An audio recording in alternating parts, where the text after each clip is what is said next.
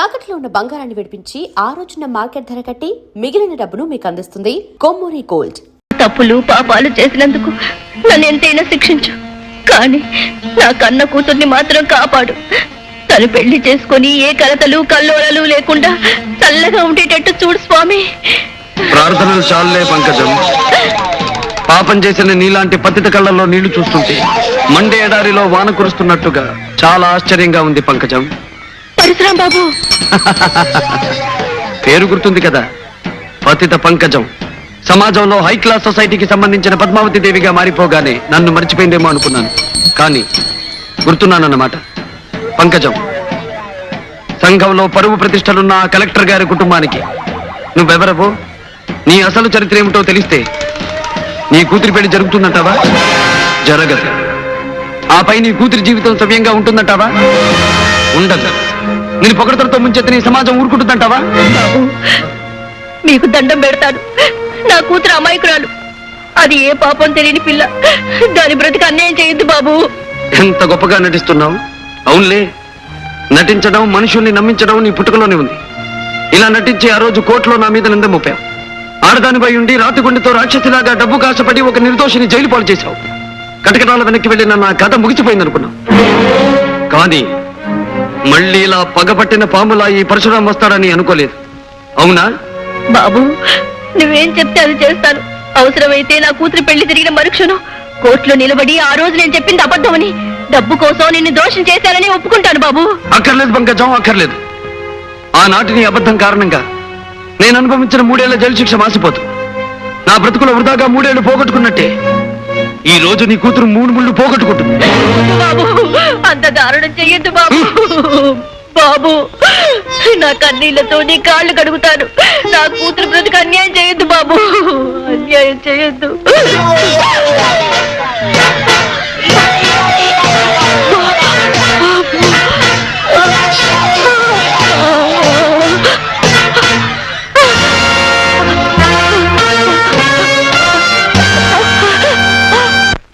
అర్ధరాత్రి హత్యలు చావులు మనకెందుకు? ఆమె మధుర రాత్రులు, ఆమె మధుర రాత్రులు. ఇదేదో గిట్టుబాటు అయ్యేటట్టుంది.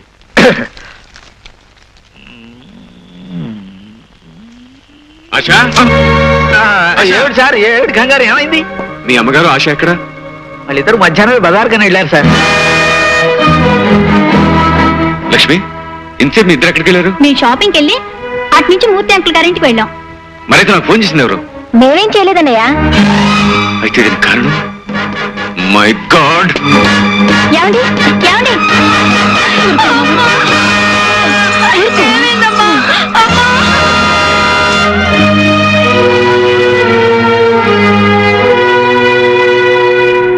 చూసావా పిండి, నిక్షేపంలో ఉన్న మనిషికి హఠాత్తుగా గుండెపోటు రావడం ఏమిటి, శుభకార్యం ఆగిపోవడం ఏమిటి? అవునమ్మా, పాపం ఏమవుతుందో ఏమో.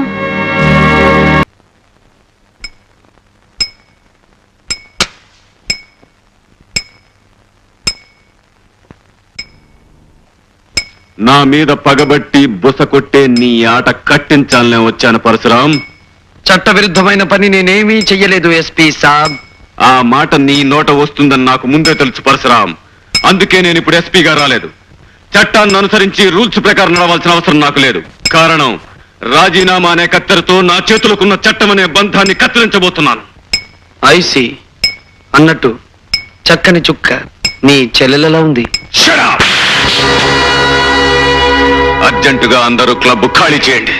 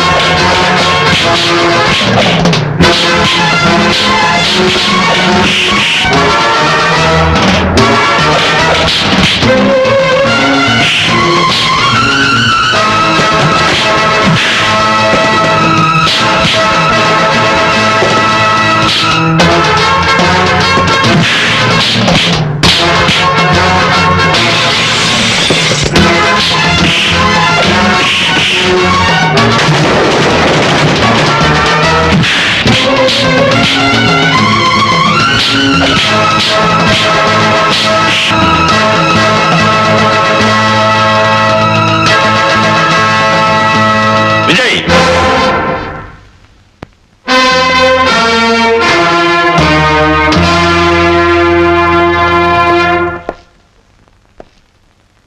ఏమిటి విజయ్, ఏమిటి పని?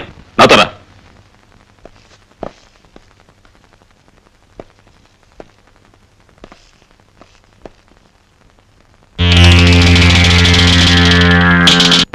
ఏమిటి విజయ్, రాజీనామా ఇస్తున్నావా? నువ్వు ఇవ్వాలనుకున్న ఈ కాగితం రాజీనామా కాదు విజయ్. ఆలోచన లేని నీ ఆవేశానికి ఒక పెద్ద గుర్తు.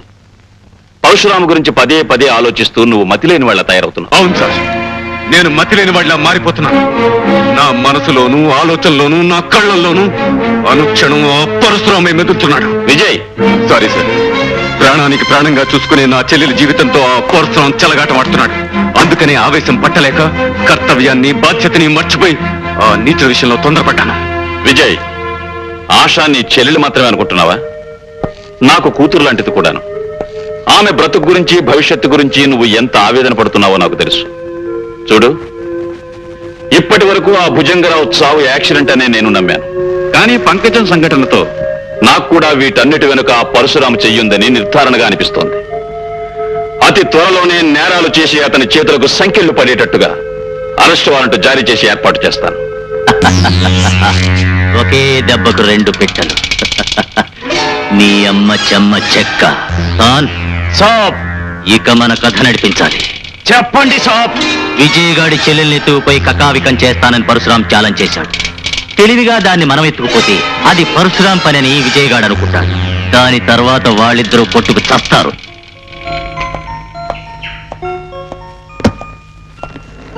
లక్ష్మి, మీరు ఊటీ గెస్ట్ హౌస్ లో దిగ్గానే నాకు ఫోన్ చేయండి. ఆశ, అక్కడ మీరు ఏ భయం లేకుండా ఉండొచ్చమ్మా. అన్నయ్య, నువ్వు లేకుండా వదిన నేను అక్కడ ఒంటరిగా ఉండాలంటే ఎంత లేదన్నా ఏదో భయంగా ఉందన్నయ్య. పిచ్చి పిల్ల, నేనుండగా నీకు భయం ఏంటమ్మా?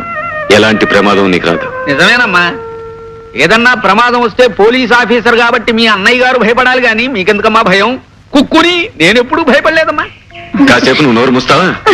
ఇక మేము బయలుదేరతాండి. ఆశా పదమ్మా. అమ్మా, మీ ఆరోగ్యం జాగ్రత్తగా చూసుకోండి అమ్మా. మీ వంట బాగా తప్పిందిగా, ఇక మా ఆరోగ్యం బాగుంటుంది. వస్తానన్నయ్య.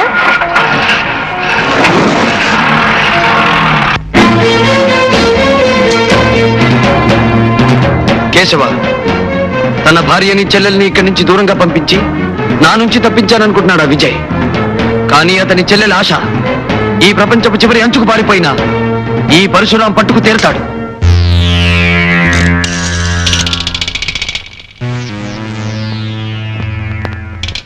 హలో మిస్టర్ విజయ్, నీ డీరెస్ట్ ఫ్రెండ్ పరశురాముని మాట్లాడుతున్నాను. నీకు ప్రాణానికి ప్రాణమైన నీ చెల్లెల్ని అర్జెంటుగా పాడు చేయాలని ఆశపడుతున్నాను. మాట్లాడు. బాయ్. హలో, నేనేనండి. క్షేమంగానే చేరాం. ఆశ భయం లేకుండా ఉంటుంది కదా లక్ష్మి? ధైర్యంగానే ఉంటుంది. మీరు తొందరగా వస్తే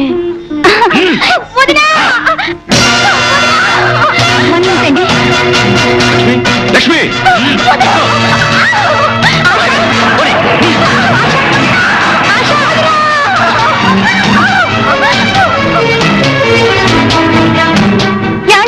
ఏమిటి లక్ష్మి, ఏం జరిగింది?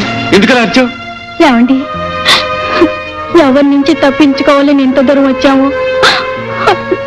ఆ నీచుడు పరశురాం ఆశను ఎత్తుకుపోయాడండి. నువ్వేం కంగారు పడకు, నేను వెంటనే బయలుదేరుస్తున్నాను.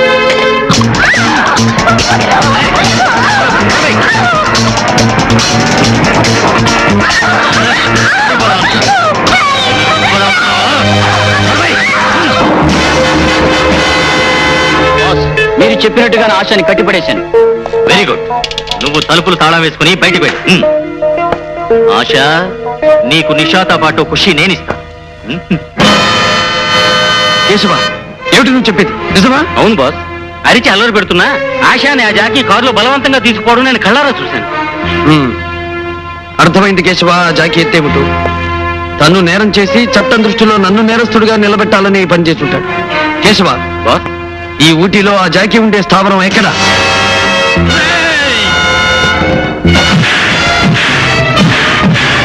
ఒరేయ్! నా పేరు చెప్పుకుని పాడు పనులు చేయాలని ఆశపడితే నీకే గతి పడుతుందో చూడరా.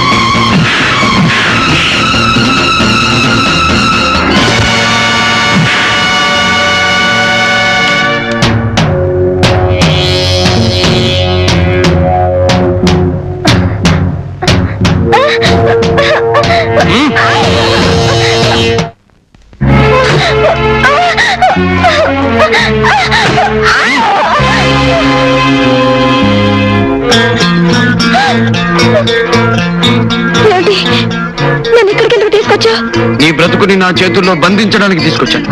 నీకు దండం పెడతాను, దయచేసి నన్ను వదిలే. నువ్వు దండం పెడితే జాలి పడ్డానికి నేను దేవుణ్ణి కాను. ఇంతకాలం నిన్ను వెంటాడి వేటాడి వేధించి ఆ జాకిని చావుకొట్టి నిన్ను పట్టుకొచ్చింది వదిలేయడానికి కాదు, నీ మీద నా కసి కక్ష తీర్చుకోవడానికి. అంటే అంటే నేనేం చేస్తా? త్వరలో నువ్వే చూస్తావుగా.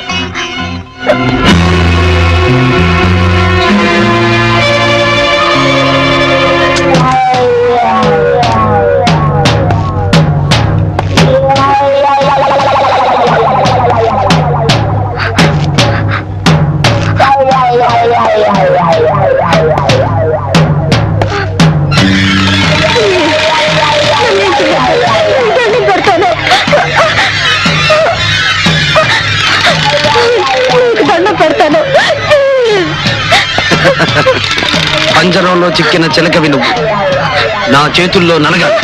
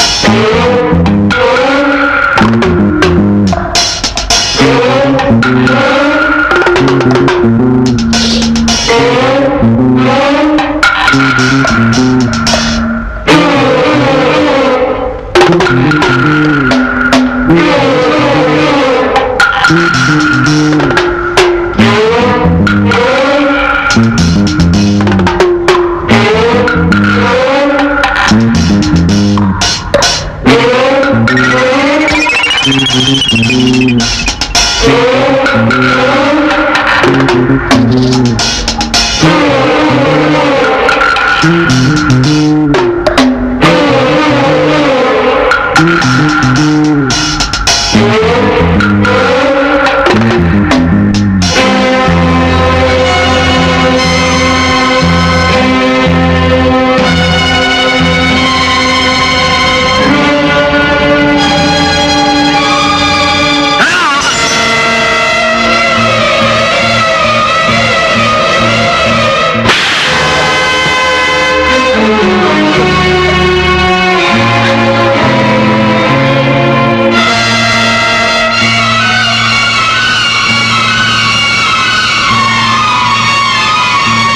ఆశ, ఆ రక్తం ఏమిటి?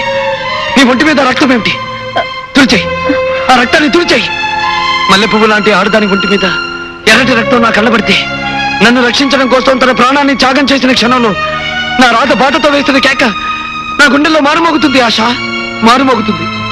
రాధా రాధెవరు? ఒకప్పటి నా అమాయకమైన బ్రతుకులు రంగుల హరివిల్లు నా రాధ. పువ్వులాగా దివ్యలాగా నా బ్రతుకులో నిలిచి ప్రేమంటే ఏమిటో నా మనసుకు తెలియజేసిన ఓ మధుర స్వప్నం నా రాధ.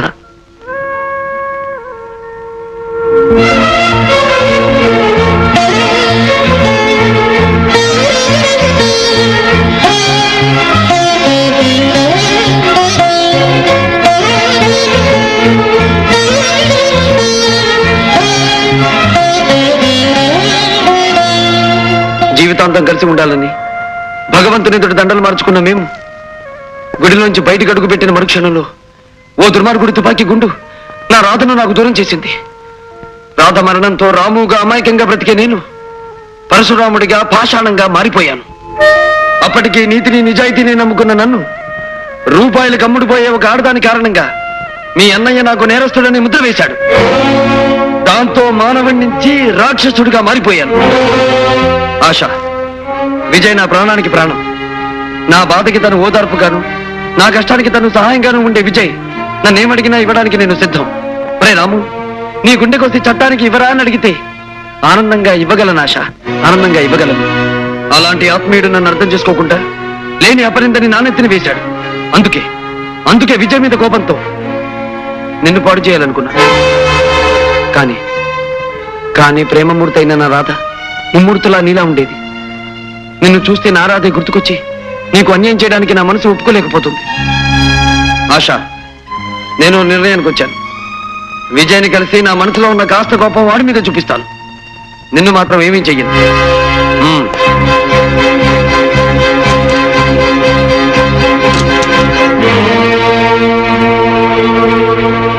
కేశవ బాస్, ఆశాని నువ్వు భద్రంగా కనిపెట్టుండు. ఎవరి వల్ల ఎటువంటి ప్రమాదం రాకూడదు. Okay boss. నేను వెళ్ళి విజయ్ని కలుస్తాను.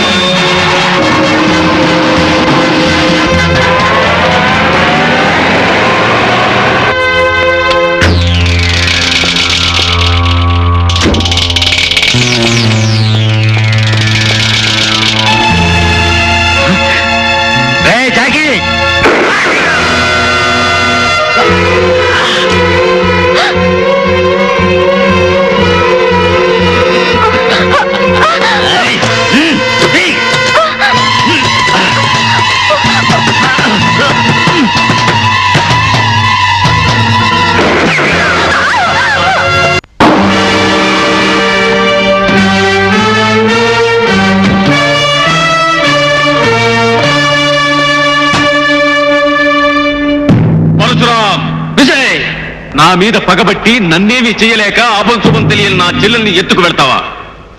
మనసు చంపుకొని స్నేహాన్ని తెంచుకొని నీ అంతు చూడ్డానికి వచ్చాను. విజయ్, నువ్వు స్నేహాన్ని ఏనాడో తెంచుకున్నావు. జీవితం నీకు అంకితం చేసిన ఈ రాముణ్ణి అన్యాయంగా గటగటాల వెనక్కి పంపిన రోజునే నువ్వు నా స్నేహితుడివి కాదని నిర్ణయించుకున్నాను. నీ మీద పగని ఒక ఆడపిల్ల మీద చూపించే అప్రయోజకుడు కాదు ఈ పరశురాం. అందుకే నేను ఎదుర్కొని నీ అంతు చూడాలని వచ్చాను. పరశురాం!